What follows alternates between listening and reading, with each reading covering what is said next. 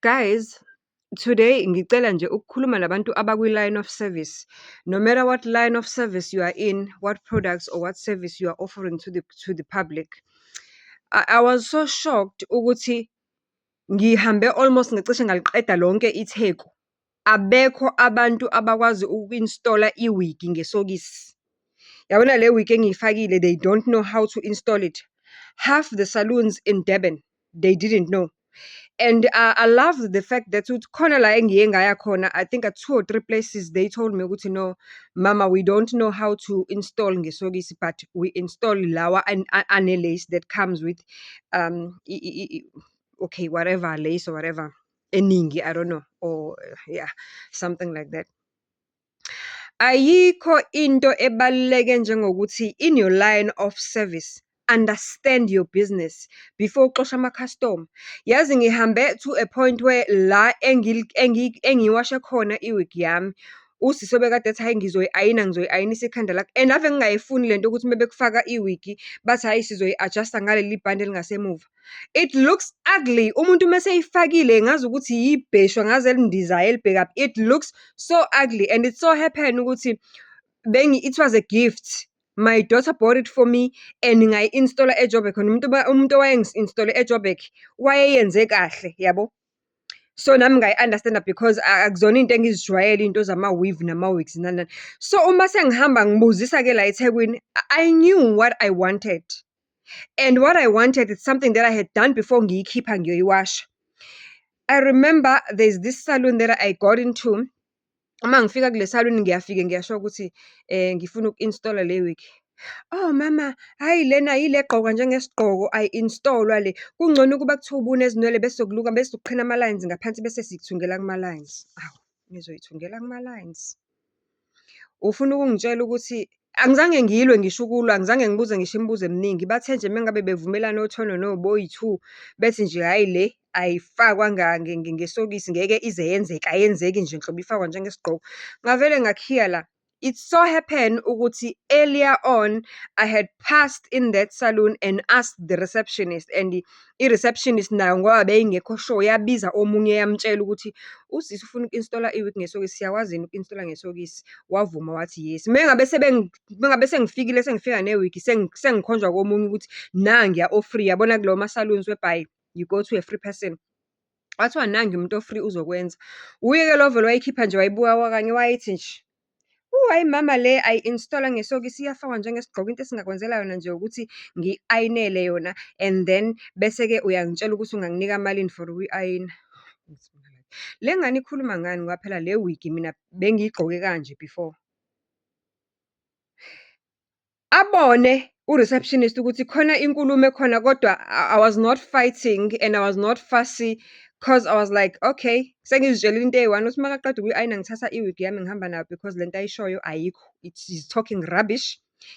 She doesn't understand her line of service, and akuve kukuhle ukuthi uma ngabe ungazi uthi angazi.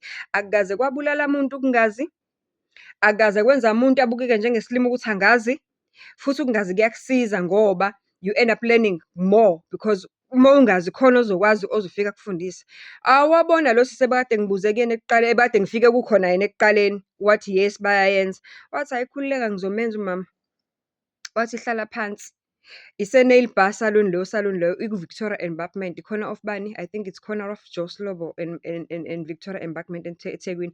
Wangenza igama lakhe, I even remember her name, and ave ngibakhumbula-ke abantu who gives me good service.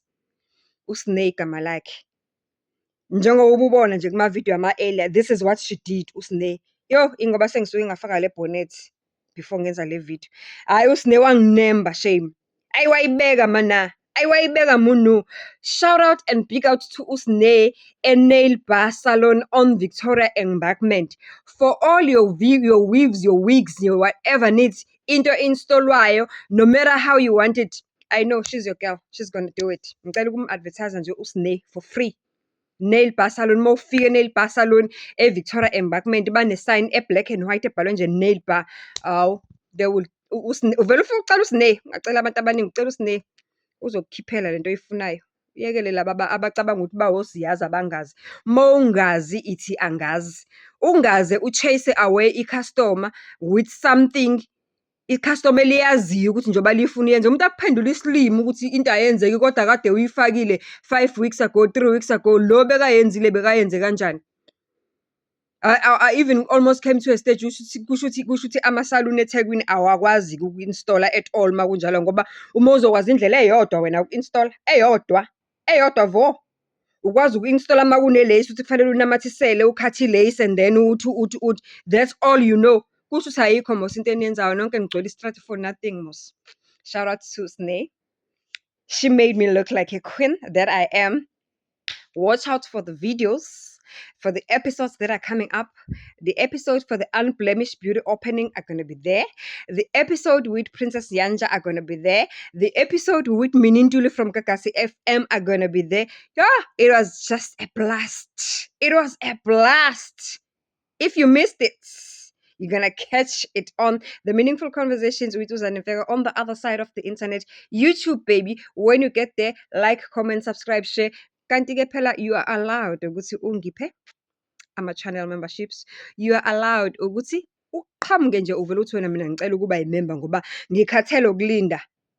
Ulwesithathu nje for episode lude for me. I just want to get exclusive content. I want exclusive competition giveaways and whatnot. And right now, we are giving away three therapy sessions for flattening your tummy. If you want to know ukuthi kungenelwa kanjani kuleyo comment, go into a video that is pinned on my TikTok account where I'm already wearing a red top. It has got all the instructions of what you need to do if you want to enter that competition. It's closing soon. I won't say ukuthi ivalwa nini. It's closing soon though.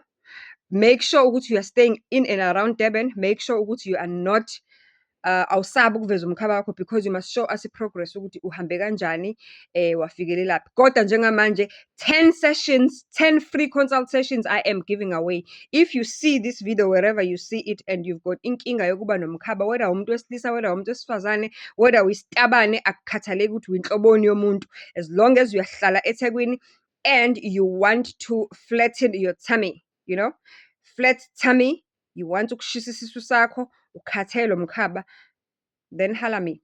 Go and find that video where I am wearing a red top, which is pinned on TikTok. It's also there on Facebook as well.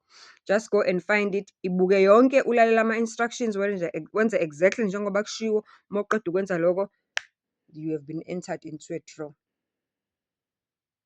Aye, let's all have figures, ladies. Mina makufika nje September zithi springtime, I'll be rocking my bikini with pride because ngizobe ngisexy, ngisexylicious, nginefika engasukumi phansi. Ave ngithanda. Hey! Nginithanda isicefe.